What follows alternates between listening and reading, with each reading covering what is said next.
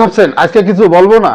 আজকে বলবো, আজকে অবশ্যই বলবো। আজকে বলবো লালমনিরহাটের হাতীবান্ধা উপজেলার গড্ডিমারি ইউনিয়নে অবস্থিত একটি বড় ব্রিজ ছিল।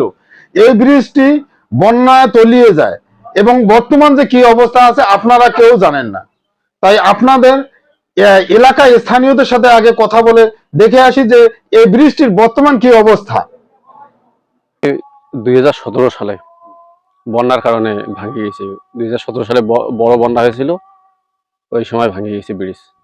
এরপরে উদ্যোগ বলতে আসছিল, 2-4 বার লোকজন আসছিল, কিন্তু কোনো কাজ হয় নাই। ওই অবস্থায় তখন থেকেই আছে। ওই পারে লোকের কি অবস্থা এখন, কিভাবে পারাপার হয় ওরা? ওই পারের লোকের পারাপার তো এইটাই ছিল মূল রাস্তা, ব্রিজ। এই ব্রিজের উপর দিয়ে যাতায়াত করতো।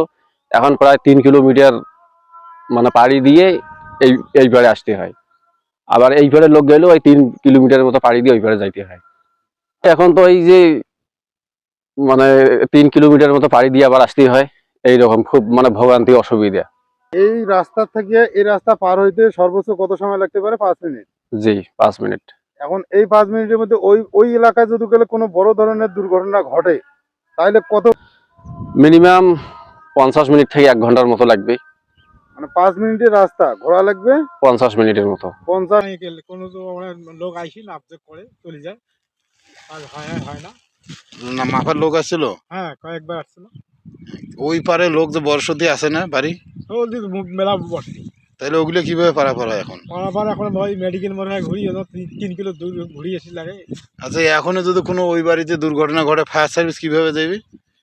যাওয়ার তো নিরাপত্তা নাই, কোনো রাস্তা নাই। এটাই হলো 5 মিনিটের রাস্তা, আর ওপাশে ঘুরতে গেলে লাগেছে কতক্ষণ?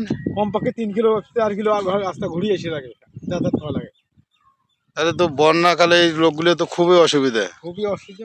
এখানে গড্ডিমা হাটকলায় মাদ্রাসা, হাফিজি মাদ্রাসা, দাখিল মাদ্রাসা, প্রাইমারি স্কুল, বাজার, সব তো যোগাযোগ বন্ধ। সব যোগাযোগ বন্ধ। 17 সাল থেকে এইভাবে পড়িয়েছে। 15 সাল থেকে 15 সাল থেকে এইভাবে পড়িয়েছে। কেউ কোনো পদক্ষেপ নেয় না। ব্রিজটিকে যদি আপনারা চিনে থাকেন তাহলে কমেন্টে অবশ্যই জানাবেন এবং এর কাজ করা প্রয়োজন আছে কিনা। ধন্যবাদ সকলকে। ভালো থাকবেন, সুস্থ থাকবেন।